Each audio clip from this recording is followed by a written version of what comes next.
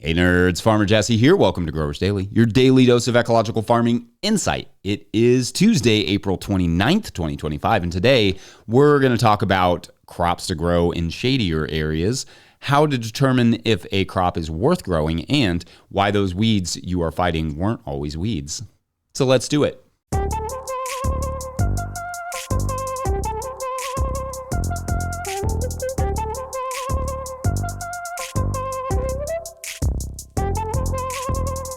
All right, well, happy Tuesday, everyone. I hope you are having a lovely start to your weeks. I got a handful of things done yesterday, including planting a big bed of basil in the tunnel. Wouldn't be putting it outside right now just in case of a frost, but I have one account that has said they will buy several pounds per week of basil. So as long as that holds true, I will be good to go there. Otherwise, I will just have way more basil and pesto than I could ever use. Also got our parsley in and some other things that I'm not quite remembering at the moment done, but I'm sure they were awesome. Looking at the forecast, I'm not seeing blackberry winter, which concerns me a little bit that it's a trick, but that would mean no frost for the latter half of April. This job would just be easier if the weather would just, tell me what it was up to or be consistent, but, maybe one day, probably never.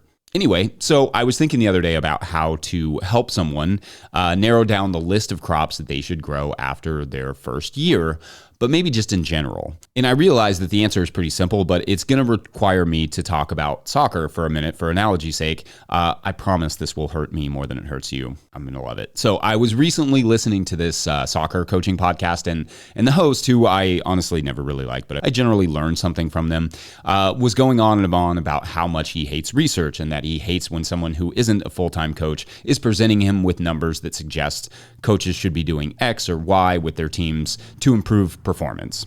He said effectively, I've been doing this for 20 years. What do these guys know? When people send me research papers, I just throw it away. And that view completely bums me out.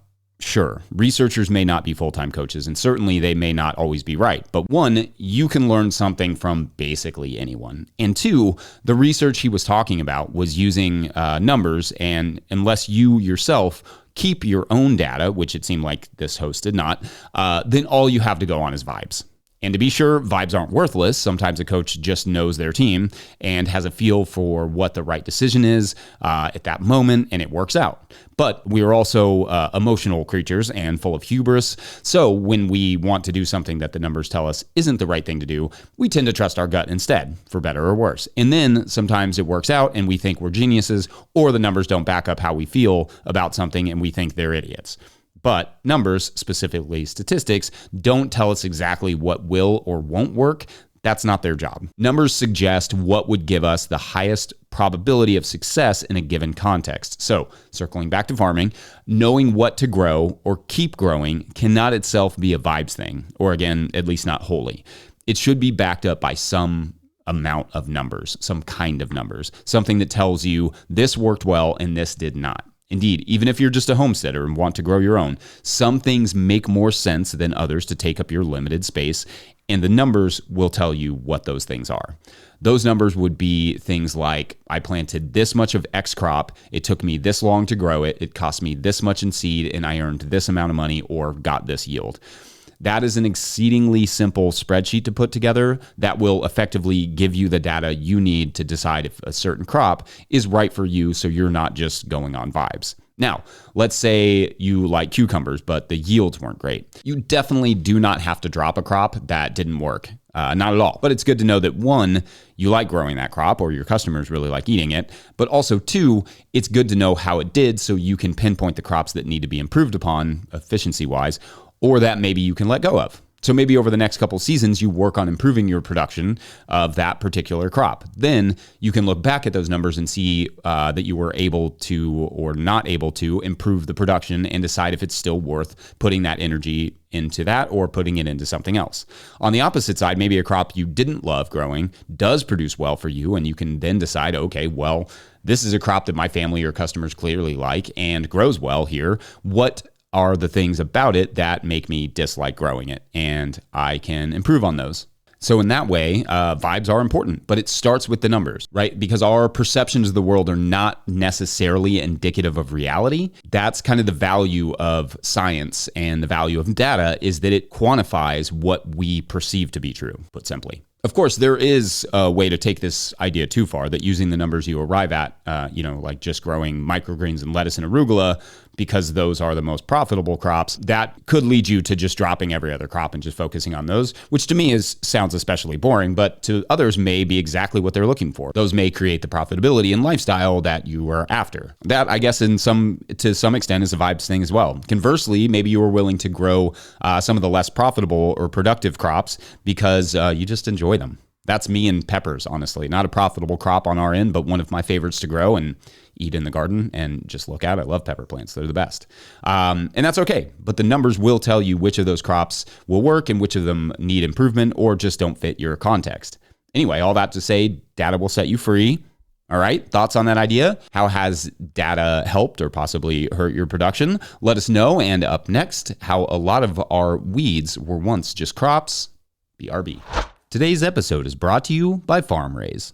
Still using QuickBooks for your farm's bookkeeping? You're wasting time and losing money. Farm finances can be overwhelming, but they don't have to be. FarmRaise Tracks is the all-in-one tool built just for farmers. Manage expenses, prep for taxes, run payroll, and plan for the future without spreadsheets or stress. Just clear, organized insights to keep your operation thriving. Thousands of farmers trust Tracks to make smart financial decisions all year long. It's time you did too. Use code NOTIL20, that's all caps, no spaces, NOTIL20 for 20% off the life of your membership at farmraise.com. All right, back to the show. If you, the listener, are enjoying this content, getting even a small amount of value from it, consider supporting our work over at patreon.com/no-till-growers. Does this show bring you $2 worth of value every month? $5? You can chip in. Just go over to patreon.com/no-till-growers and sign up. I will try to get to questions from everywhere that questions come in, but I will always get to your Patreon questions. Now, today's Patreon topic suggestion, which I love these. Feel free to put in more topic suggestions. Comes from Patreon member Alex Smith, who writes, quote, not a question per se, but with several conversations around indigenous agricultural practices, I thought you may find this interesting. I know there are several, quote unquote, weeds that are perfectly edible, and I never considered that they may have been cultivated or domesticated for food production in the past before the advent of maize and later colonization. Enjoy, end quote. And thanks, Alec, who attached a YouTube video, which I will link in the show notes, thus the enjoy at the end of that quote. It's about a variety of crops that researchers are discovering used to be a big part of indigenous diets and were bred that way. And indeed, Alec, this is right up my alley. I have talked before about the great, perhaps ironic thing about pigweed, for instance, as a weed, is that it was effectively cultivated by indigenous people for thousands of years, thus the tremendous vigor and thousands of seeds on the seed head because they used the seeds. Indeed, amaranth was a major grain crop of the Aztecs and many others all over the continent, and it still is for many. Another one, lamb's quarters, cousin of quinoa, is another crop like that, an enemy of the modern gardener, but was bred and spread and eaten widely by indigenous people, both as fresh green, delicious both raw and sauteed, but also as a grain. Chickweed was and is an important cultural food native to Europe that is known not just for its incredible array of pharmacological uses, but it's also quite tasty in a salad. And for that reason, chickweed has been cultivated and encouraged for thousands of years. Ditto tons of other crops, many of which have gone extinct or are in very small numbers now or hard to find. But on the other side of that are what we commonly refer to as weeds. Violets are one that I've had a lot of trouble with in recent years, a plant used by indigenous people for everything from headaches and joint pains to dysentery. I mean, the list, honestly, is quite endless because unlike today, where plants we don't want to grow are considered nuisances, weeds, at a time before pharmaceuticals and cold food storage, plants were viewed much more as opportunities. All of them. Certainly plants were controlled and certain plants were removed from certain fields to encourage others throughout history, but a much greater diversity of plants were cultivated and encouraged. Modern society has latched onto a few of those plants like corn and squash, etc., while abandoning and even fighting with many others. One of the great losses in this switch of thinking isn't just a loss of diversity in our diets, but just pure potential. Maybe you're outside right now, or you will be shortly today. But every single plant you see has many, many uses. Medicinal maybe, or nutritional, or perhaps fiber, or some combination. Every single plant, tree, shrub, leaf, stem, root, flower, fruit, all of it has some use. And for thousands of years, people recognized that, even if they didn't know them all. But much of that knowledge was eradicated and discouraged in colonial pursuits, and a lot of that knowledge disappeared. And so now we call all of these useful plants weeds. The end.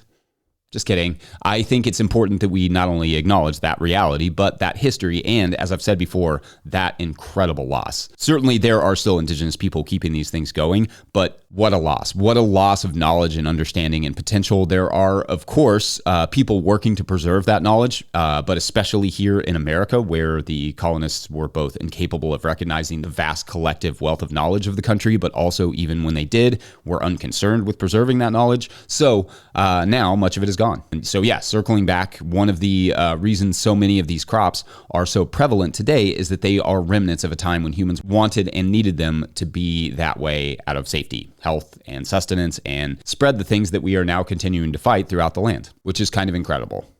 Anyway, thoughts on that? Other examples that you enjoy? Does this change your view on weeds like pigweed, on food, on nature in general, on medicine? Check out that video. That has a few more examples as well. Let me know your thoughts, and up next, we'll take a quick break and then talk about what to do with that shady part of your garden. Be right back. Today's episode is also brought to you by Farmhand. I started a CSA to grow food and build community, not to drown in admin work. Spreadsheets, emails, and pack lists take up too much time. If I could spend less time at my desk and more in the field, that'd be a win. Enter Farmhand. Farmhand automates billing, newsletters, websites, and member support, saving CSA farmers 20 plus hours a week. Focus on farming, not paperwork. See how Farmhand can help. Book a one-on-one demo with founder Ari at farmhand.partners/no-till. That's farmhand.partners/no-till. All right, back to the show. All right, so maybe you have a shadier part of your garden for at least part of the year. So what the heck should you do with said area? Or more precisely, how can I make the most out of the spot and not waste it? And I'm going to give you a hint right here at the top. It's less about which crops can be grown and more about understanding the type of shade you're dealing with. So the first thing I will say is that there are a few different types of shade. Shade from a building that ain't really going anywhere. Shade from a greenhouse or high tunnel where it is shade, but a little light makes it through, like the plastic or whatever. And then shade from things like deciduous trees that isn't fully shade until part of the way into the spring, and even then lets some light through. And over winter, may not be much shade at all when the leaves aren't on. All of those areas can be used, but should be used a little differently or at different times of the year.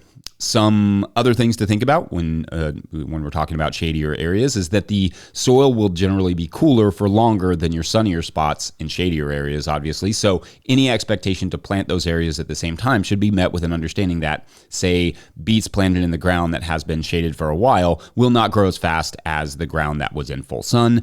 Beans, for instance, which germinate at a lower percentage in cooler soil, may not germinate as well, so you may have to sow them more densely. That sort of stuff. Also, during peak summer, the sun will be traveling straight overhead, so shadier areas won't be quite as shady then, which opens up the potential to use them for cover crops over the winter, perhaps, and then summer crops when the sun is straight overhead. Like if you're watching on YouTube, you can see that we have a spot next to one of our high tunnels where we will plant things like corn in the summer because it's getting plenty of sunlight, whereas in the spring, that tunnel shades those two beds. So it's cover crops over the winter and then corn during the summer, or we did pumpkins there one year too. Of course, it is a good idea this year to just map the shade and when it hits where and for how long, because if you're in Northern Europe, for instance, where you get 17 hours of sunlight a day in the peak of summer, what you can grow in the full sun or shady areas may be different from what you can get away with in other areas with more balanced sunlight distribution throughout the season or throughout the year. Like it is not dark until 10 or 11 o'clock in Florida, even in the middle of the summer. So, all right. So what crops can make sense for a shady area? Well, very few pure food crops love all shade all the time.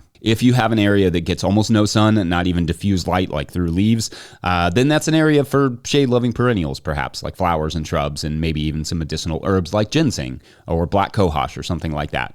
A small amount of shade, though, especially in hot regions, you can grow basically any non-fruiting crop and even mini fruiting crops like cucumbers and tomatoes. You will see large expanses of shade houses in arid and hot regions where fruiting crops are grown on farms. Lettuces and greens can also work, and although I find the results to be lovely and tender, I do find the yield under shade to be lower on those sorts of crops. They're just not as heavy.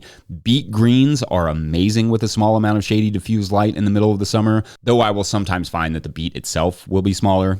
Culinary herbs are generally good to go in small amounts of shade. If the shade doesn't come on until like late April, like maybe under certain oak trees that put on their leaves late, then that could be a great spot for things like rhubarb and asparagus and or overwintered crops in warmer regions. I probably would not put garlic there, but maybe other alliums like leeks or green onions or walla walla types that could be planted in the August of the year before and then harvested early in whatever that would be, like June, depending on where you are. Again, in hot regions, that shade may not be as shady, so it's good to figure out exactly what you're working with in terms of direct sunlight hours. And no doubt there is more I could dive into with this particular topic, but I'll let you all in the comments steer it a bit while I wrap it up here with one last word from our friends at Rimmel Greenhouses. Whether you're growing tomatoes for market, flowers in the spring, or vegetables for your family, growing in a high tunnel protected from the weather provides the right environment for a harvest you can count on. Rimmel greenhouses are strong, durable, and easy to assemble, offering the quality you need to grow productively year-round. The team of experts at Rimmel Greenhouse Systems will be your trusted partners to ensure you get exceptional value from your greenhouse or high tunnel investment. Visit Rimmel.com today to get growing. Don't forget, we here at No-Till Growers are now officially a 501c3, so your donations are tax deductible and greatly appreciated. You can learn more about how to do that in the show notes. Please make sure to like and subscribe and or follow wherever you're getting this podcast. That's an easy way to help us out. Just share it with friends. Let them know you're listening. Enormous thank you to all of our show sponsors. And if you'd ever like to sponsor the show, you can reach out to Farmer Michelle at no-tillgrowers.com. Huge shouts to Willie Breeding for the theme music, Mike Hilbert for the production help and editing, and the team at No-Till Growers. Also shouts to Epidemic Sound for the background music that you can hear. Pick up a copy of the Living Soil Handbook or the Seed Farmer at no-tillgrowers.com to support our work. Big thank you to everyone over at patreon.com/no-tillgrowers, where at a certain level, or if you just bump up from one level to another, or you sign up in the month of April, Thursday, it's going to be May, you get a shout out on the show. So big shout outs today to Dan Berta. So, all right. So yesterday we learned of this group that was having trouble finding farmland in their area. So they decided instead to build, some floating gardens out on a nearby lake. And the townspeople were furious, but technically there was a loophole in the law that allowed it. But while that was getting worked out in town hall meetings and calls to and from the mayor, another inhabitant, it's a hard word to say, of the lake was taking issue as well with the new residents, or at least becoming curious. You see, 100 or so years before this happened, a special cave was discovered at the bottom of the lake that had oxygen and plants and abundant fish. And so a group of folks escaping the townspeople went to live there and had, over the past 100 or so years, changed a little bit. How? Well, that's tomorrow. If we get some Patreon members, that's tomorrow. On the Mariners. I added the S. Actually, I can't remember if I had the S in there yesterday, but it's the Mariners now. Anyway, thanks for watching and or listening. We will see you tomorrow for Wednesday. Nice. Bye. We have known each other for a long, long time.